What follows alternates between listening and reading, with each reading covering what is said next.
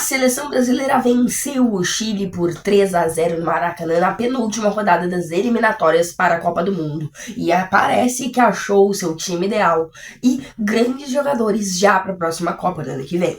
E por isso nós vamos hoje fazer o pós-jogo e comentar um pouco sobre essa grande partida da maior seleção do mundo, a única pentacampeã mundial. Basicamente, o Brasil começou e como ficou o jogo todo, dominando o jogo e o Chile não encostava na bola, porque, se você não sabia, é a pior seleção das eliminatórias, já estava eliminada, é a pior seleção. Então o Chile se retrancou completamente, ficou tudo dentro da área, o Brasil só tocando a bola, dominando, tentando achar espaço, só que tava faltando ali, tinha gente meio um pouco nervosa, na minha visão, o último drible, o último passe nem sempre tava saindo, e acabava que nem sempre a bola entrava, desculpa minha voz e qualquer outra coisa, porque eu tô meio gripado, tá, gente? E a bola não tava entrando por causa de um pouco desse nervosismo. Mas depois o time melhora e a gente acha um gol, só que ele é anulado por impedimento, o gol do Casemiro foi anulado por esse impedimento, e assim segue 0-0 o jogo, que segue, o Brasil pressiona cada vez mais, só que daí, óbvio que mesmo o gol tendo sido anulado, a confiança aumenta ainda mais, a galera botou a cabeça no lugar, pensou o que ia fazer, e daí numa jogadaça, toque de bola, aqui, toca aqui, o Rafinha saiu na cara do gol, bateu, o goleiro pegou, e debaixo da trave, quando parecia que os zagueiros do Chile iam afastar, Estevão chega e mete uma meia bicicleta, eu chamo de bicicleta mesmo, uma bicicleta e faz um golaço coletivo e um golaço pra ele mesmo, porque querendo ou não, é uma bicicleta, embora não seja mais bonita, é muito difícil, embora não seja tão bonita, e assim o Brasil abre o placar no primeiro tempo, ainda 1-0, primeiro gol do Estevão pela seleção brasileira, ele que tá destruindo nesse começo do Chelsea, junto com o João Pedro, que nesse jogo da seleção não foi tão bem, daqui a pouco a gente fala um pouquinho, embora Ana também não tenha sido péssimo, fez o bom feijão com arroz, só que tava meio escondido ali por causa que dos zagueiros do Chile que estavam nele, afinal, como eu já disse, a seleção chilena tava muito retrancada. E daí a confiança assim, aí a confiança do Brasil que tava aqui já, vem pra cá, vocês não estão vendo nem na câmera onde que a confiança do Brasil foi. E daí o Brasil começa cada vez mais a chegar com perigo e a gente tem mais chances sendo criadas até que o Wesley chega numa bola, arranca e sofre uma falta, um peteleco, digamos assim, sabe? Uma chegadinha por trás do jogador do Chile, e o jogador do Chile recebe o cartão vermelho, mas, entretanto, todavia, na minha visão, incorreto, e o VAR concordou comigo, chamou o juiz, que não demorou, sei lá, 20 segundos para olhar a imagem de novo e percebeu o seu erro, não era um lance, definitivamente não era um lance para cartão vermelho, e assim só fica o amarelo, então o VAR cancela. Com isso, a gente chega mais na reta final do primeiro tempo, e o Chile tem uma falta, um escanteio, não me lembro exatamente, onde um jogador deles cabeceia, foi o último lance do primeiro tempo, um jogador deles cabeceia e o Alisson faz uma baita defesa, simplesmente uma defesa absurda do Alisson, que tinha falhado nesse primeiro tempo, tipo, uma falha grotesca, vocês devem ter visto por aí, mas que não tava valendo o jogo, então não teve problema nenhum. E daí o Alisson faz essa grande defesa, não se sabe, talvez tivesse impedido, mas como foi o último lance ninguém sabe, e daí o juiz acaba o primeiro tempo, Brasil 1, Chile 0, decepcionando alguns, outros que entendiam, tipo eu, que a seleção do Chile é uma seleção ruim, e nem por isso a gente vai golear eles, porque às vezes é mais difícil jogar contra essas seleções, porque jogam retrancadas. A mesma coisa que o Barcelona sofre contra time pequeno, por exemplo, eu torço pro Barcelona e assisto os jogos, assim como torço pro Grêmio também, eu sei que enfrentar um time pequeno, um time que atualmente está em má fase, obviamente, talvez pode ser até mais difícil do que enfrentar um time muito bom, por causa que eles vão estar mais ali na defesa, tu vai ter que achar o teu próprio espaço. Daí, na volta do segundo tempo, o Brasil continua no mesmo ritmo, digitando o jogo, só o Brasil com a bola, toca para um lado, pro outro, tenta achar o espaço, triangulação, tenta um drible, outro, só que o jogo muda mesmo a partir das entradas de Lucas Paquetá e Luiz Henrique, e daí o time muda completamente com menos de 40 segundos em campo.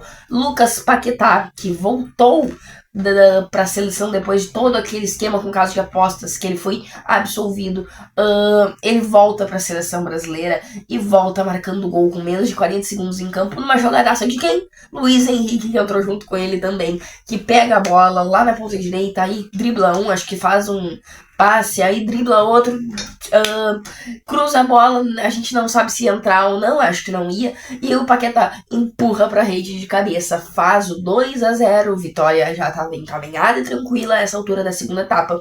E assim, o Paquetá marca o seu golzinho aí, muito merecido, num estádio que é tão simbólico pra ele como o Maracanã, onde ele começou no Flamengo.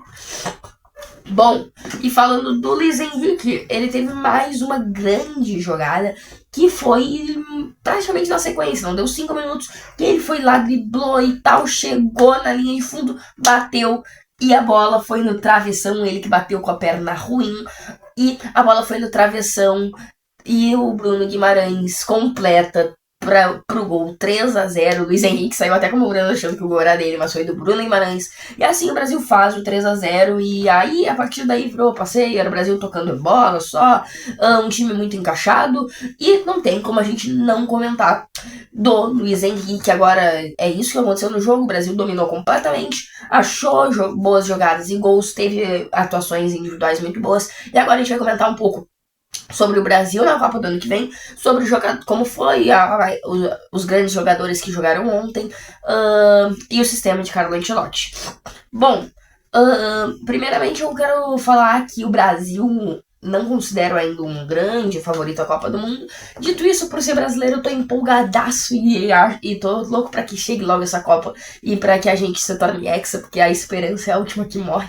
Mas, realmente, sendo lúcido, não vejo o Brasil como o principal favorito. Acho que tá atrás de seleções como Espanha, França, até a Inglaterra.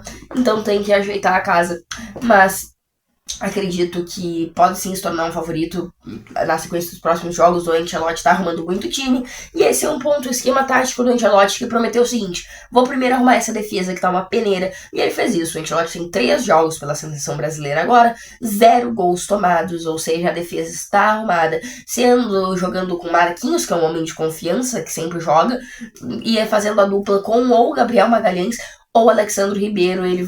O Ancelotti não tomou nenhum gol ainda pela seleção brasileira, então já arrumou o sistema defensivo e agora tá passando mais para as fases de ataque para melhorar também a finalização, a criação de jogada e tudo mais, algo que a gente já viu ontem, porque era muita triangulação, coisa que a gente não via com o Dorival Júnior, tinha muito o foco, a gente tem que atacar, é o Chile.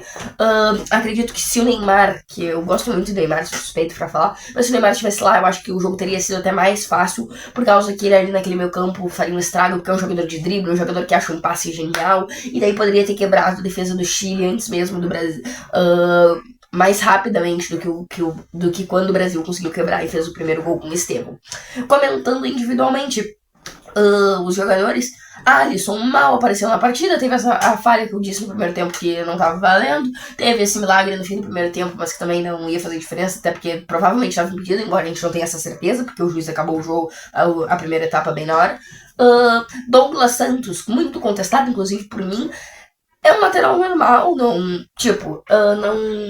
é uma coisa horrorosa, mas faz o feijão com arroz ali, pega a bola, toca pra trás, olha pra frente, tá ligado?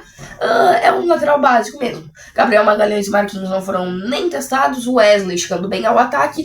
A defesa é realmente difícil de comentar, porque não foi um jogo que se precisou da defesa do time do Brasil.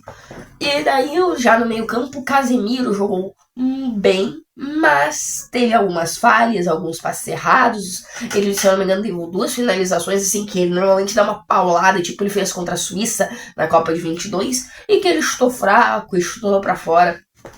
Então o Casemiro foi bem, mas pro padrão dele nem tanto. Desculpa, gente.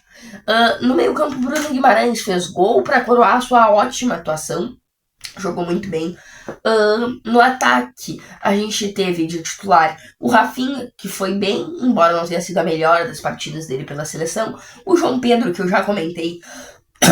Que coisa, minha garganta. A garganta. O João Pedro, como eu já disse, não apareceu tanto, mas fez o que precisava ser feito. Quem mais tava no ataque? Me falhou a memória. Estevão foi muito bem. Diferente do nosso querido, ou nem tanto, Gabriel Martinelli, que fez uma partida bem antipática e que realmente não me agrada. Acho que teria nomes melhores para jogar no lugar dele. Basicamente só corre, aquele jogador que corre, corre, corre, mas parece que falta técnica, sobra vontade, mas falta técnica. Bom, a gente já comentou o time, já comentou o jogo, já comentou o esquema do Ancelotti, já comentamos as chances do Brasil na próxima Copa. Então acho que por hoje a gente vai ficando por aqui. É um vídeo de mais de 10 ou 11 minutos. Muito obrigado se você assistiu até aqui. Obrigado novamente pelos 200 inscritos que a gente atingiu no final de semana passado. Se inscreve aí se você quer fazer parte dessa comunidade do Futebol Home e acompanhar todo o futebol brasileiro, europeu e até de seleções de vez em quando, falando sobre o nosso Brasil, ou sobre a Argentina, ou sobre as maiores seleções do planeta. Muito obrigado por assistir até aqui. Comenta se você acha que o Brasil realmente tem chances na próxima Copa do Mundo. Valeu, até a próxima!